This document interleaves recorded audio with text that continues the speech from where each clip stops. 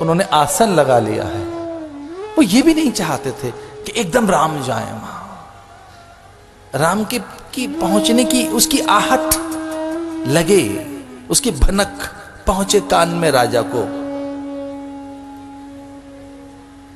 लेकिन वो भनक नहीं पहुंची। विश्वामित्र पहुंचे, ये भनक गई तो भागे चले आए, दौड़े चले आए, नंगे पैर, मस्तक का मुकुट उतारकर, उत्तरीय टांग कर, अंगुलियक हार मोतियों के, राजदंड एक कोने में रखकर, सामान्य प्राणी की तरह से दौड़े चले आए गुरु से मिलने के लिए।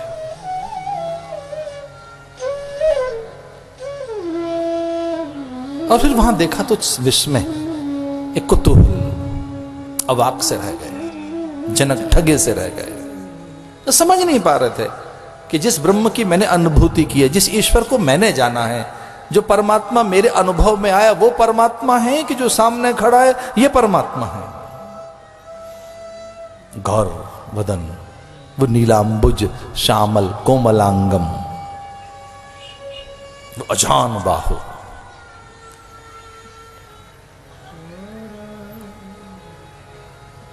धीर वीर गंभीर नरकेसरी नर पुरुष, वो नरसिंह जो एक पग में समूची धरा माप लेता है, जो समूची धरा को मापने की, स्वर्ग को एक पग में हेरने की सामर्थ्य रखता है, जो व्याप्त है, विष्णु जो व्याप्त है, विष्णु का अर्थ क्या, जिसका विस्तार है, जो सब में है। विष्णु जो व्याप्त है, जो विद्यमान है, कण कण में समाया है, जो सब में रमा है। विष्णु जिसका विस्तार है, जिसका ये सारा प्रसार है, विष्णु जिसमें यह वैभव है, विभूति है, आनंद है, उल्लास है, अपनापन है, जीव की विश्रांति है, वो विष्णु सामने। चकित से, ठगे से, अब जनक के भीतर में एक द्वंद है, अपनी चीजों को नकार रहे हैं, कंडेम कर रहे हैं अपने ज्ञान को, अब अपने ज्ञान को कंडेम कर रहे हैं कि नहीं नहीं नहीं, ये जो कुछ अब तक मैंने पाया, अरे बहुत छोटा है, थोड़ा है, न कुछ है, कुछ नहीं मिला मुझे, जो मैंने समाधि में अनुभूत किया है बहुत थोड़ा है, बहुत छोटा, कुछ नहीं, मुझे कुछ हाथ नहीं लगा अभी तक। मैं तो समझता था मैंने सब कुछ पा लिया, मेरे हाथ तो कुछ भी नहीं लगा। मैं तो अनुभव करता था ब्रह्मानुभूति, सत्यानुभूति, ईश्वरानुभूति मुझे हो गई, मुझे ईश्वरीय साक्षात्कार हो गया, मैंने ईश्वर को जान लिया, मैं परमात्मा को पहचान चुका हूं। मुझे तो ये भ्रम था, ना ना ना, वो सब भ्रम था, ब्रह्म तो सामने है।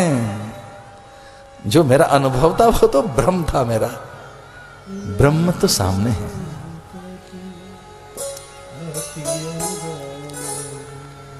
इन्हीं विलोकत अति अनुरागा,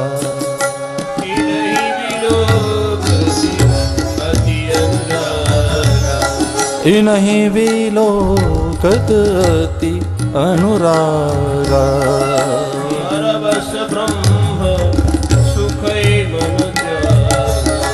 बरबस ब्रह्म सुख ही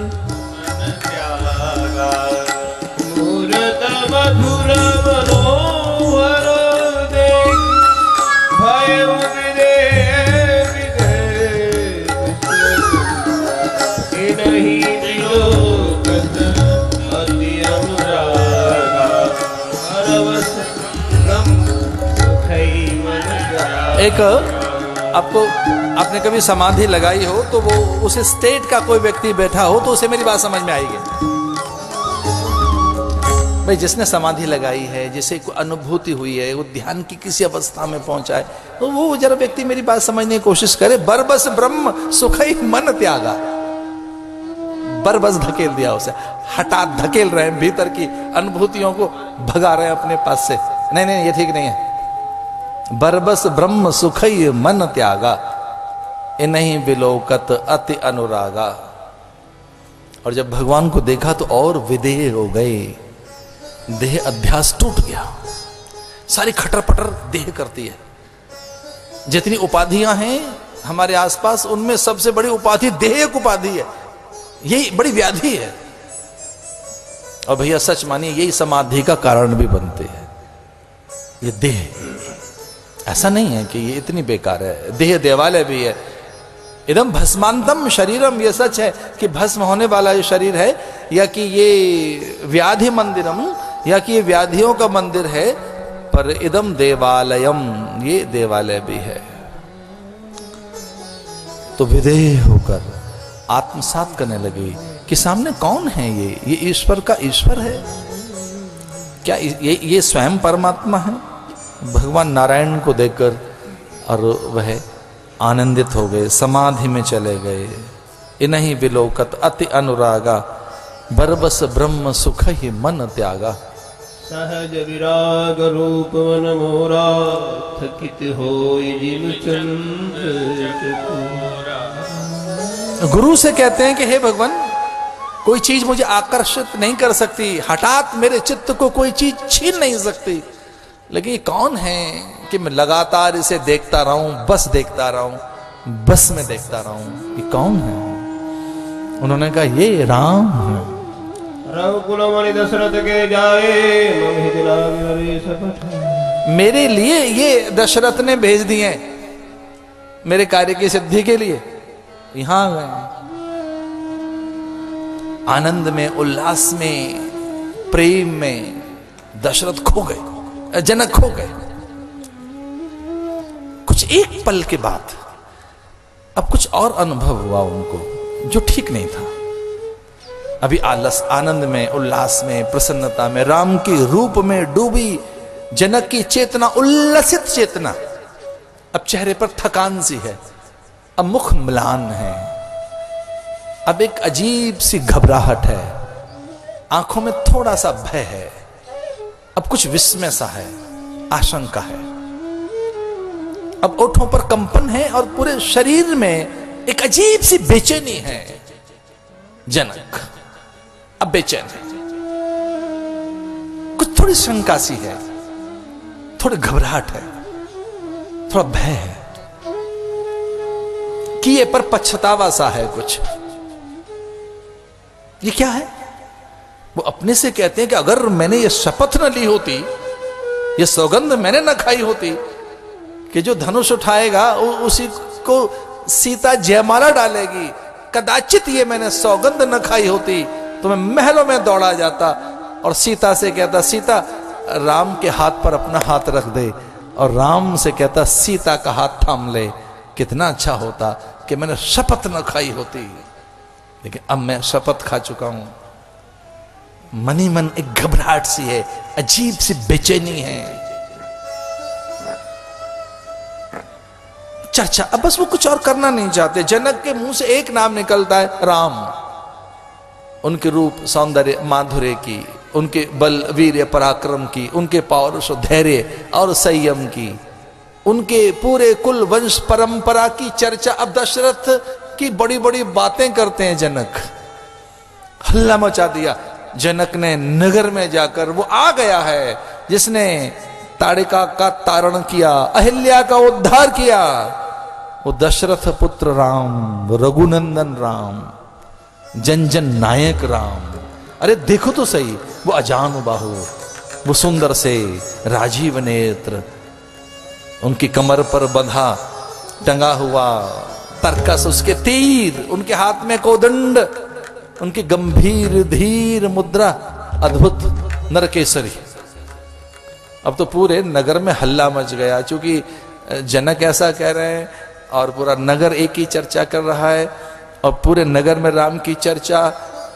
तो सब सब सब उपवास करने लगे, नियम व्रत करने लगे। हमें राम कब दिखें, हमें राम कब मिले। नर नारी, आबाल वृद्ध नर नारी, किशोर किशोरियां, तरुण तरुणियां, युवक युवतियां, प्रौढ़ प्रौढ़ाएं, जिनके मुंह में दांत नहीं, अब पेट में आंत नहीं, मुंह में लार टपकती है, हाथ में लकुटी है, ऐसे बूढ़े बुढ़ियाएं निकल निकल कर झांक कर देखते हैं राम कब मिले। कहते हैं एक बार राम मिल जाए। चला फिरा नहीं जाता है जिनसे, कहते हैं अब बीमार से हैं, अब थक गए हैं, अब कुछ नहीं होता है हमसे, कुछ ऐसे जामवंत मिल जाएंगे आपको कि हम पहले तो बहुत कुछ करते थे, अब कुछ नहीं कर सकते। रिपीटेटिव रिपीटेटिव, रोज 2-3 बार ऐसा कह देते हैं, एक बार तुमने बहुत कुछ किया है, बहुत कुछ किया, अब कुछ नहीं होता हमसे, पहले तो हम भी कुछ कर सकते थे। ये सब कहते हैं हमको राम चाहिए, राम चाहिए। वो बूढ़े, वो प्रौढ़, युवतियां, युवक, किशोर, किशोरियां, बालक, अरे नर नारी, योगी, यति, पंडित, ज्ञानी, माली, कृषक, सेनानी, सैनिक, सब राम को मिलना चाहते हैं। राम मिले हमें कैसे, हम देखें तो सही राम कैसे है। जब इतनी मांग राम की, तो देखिए राम पता है क्या कहते हैं गुरुदेव से, कहे गुरुवर आपकी आज्ञा हो तो ये लक्ष्मण का मन ये जनकपुर देखने का है, जरा से जनकपुर दिखा लाऊं मैं, ये जरा सिटी टूर लेना चाहता है, ये थोड़ा देखना चाहता है यहाँ के उद्यान, कानन, विपिन, तड़ाग, वापी, कूप, स्थापत्य, वास्तु, यहाँ का वास्तु देखना चाहता है लक्ष्मण, यहाँ का स्थापत्य, यहाँ के गिरी कानन, यहाँ की गलियां, यहाँ के चौराहे, चौबारे, अट्टालिकाएं, यहाँ की सौध, यहाँ के गवाक्ष, यहाँ का वाणिज्य व्यापार, यहाँ का व्यवहार, ये पूरे जनकपुर को पूरे ढंग से समझना चाहता है लक्ष्मण। आपकी आज्ञा हो तो क्या मैं लक्ष्मण को जनकपुर दिखा के लाऊं? ये संयम है राम का, कल्पना तो करके देखो। और लक्ष्मण भी कहता हाँ भाई हाँ, आपने मेरे मन की बात बिल्कुल छीन ली, मैं बिल्कुल यही चाहता था, मैं कह नहीं पा रहा था। आपने ठीक कहा, गुरुदेव से ठीक कहा, हे गुरुवर हमें आज्ञा दीजिए। भैया ठीक कहता है, बड़े भैया ने ठीक कहा, मैं पूरा नगर देखना चाहता हूं, आपकी आज्ञा हो तो हम जाएं। हाँ हाँ हाँ जाओ। जाय देखिया बउन नगर, सुख निधान दो भाई, करो सफल सब के नयन, सुंदर बदन दिखाए। थोड़ा सा स्थूल चर्चा करता हूं एक पल के लिए। सुंदर बदन दिखाए, तुलसीदास जी पता है क्या लिखते हैं कि जाइए अपनी छवि दिखा कर आओ सबको। क्या छवि है आपकी, क्या शोभा है आपकी, क्या रूप है आपका, आप कैसे हैं, अपने व्यक्तित्व का परिचय देकर आओ। एक बार लोग समझ लें कि पूर्ण पुरुष कैसा होता है, एक धीर पुरुष, गंभीर पुरुष, एक पुरुष होने के मायने क्या हैं, एक आदमी होने के मायने क्या होते हैं, एक बार बता कर आइए आप अपनी छवि।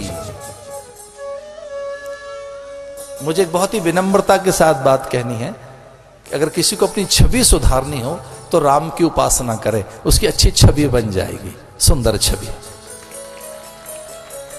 कुछ लोग वैसे अपनी छवि देखते हैं सवेरे दर्पण में, भोर में एक बार देख लेते हैं कैसे, ठीक है वो आपकी नासिका, भाल, कपोल, नेत्र, वो सब दिखता होगा आपको, लेकिन ठीक छवि अगर किसी को बनानी हो, एक बड़ा व्यक्तित्व बनाना हो, बड़ा जीवन बनाना हो, आकर्षक व्यक्तित्व बनाना हो, एक सबल व्यक्तित्व। बड़ी चर्चा है पर्सनालिटी डेवलपमेंट की पूरे संसार भर में, व्यक्तित्व विकास के शिविर बड़े लग रहे हैं पूरे संसार भर में, पर मुझे ऐसा लगता है कि राम की उपासना से बड़ी कोई और मुझे नहीं लगता कि कोई और बड़ा शिविर हो सकता है। युवतिन भवन झरो के न लागी, राम रूप देखने लगे सब राम को। भैया कल की तरह से ऐसा कर लेते हैं कि और 10-15 मिनट कथा चलाएं क्या? धन्यवाद, क्योंकि जरा थोड़ा सा और बढ़ गया, 6 से आगे निकल गई है घड़ी।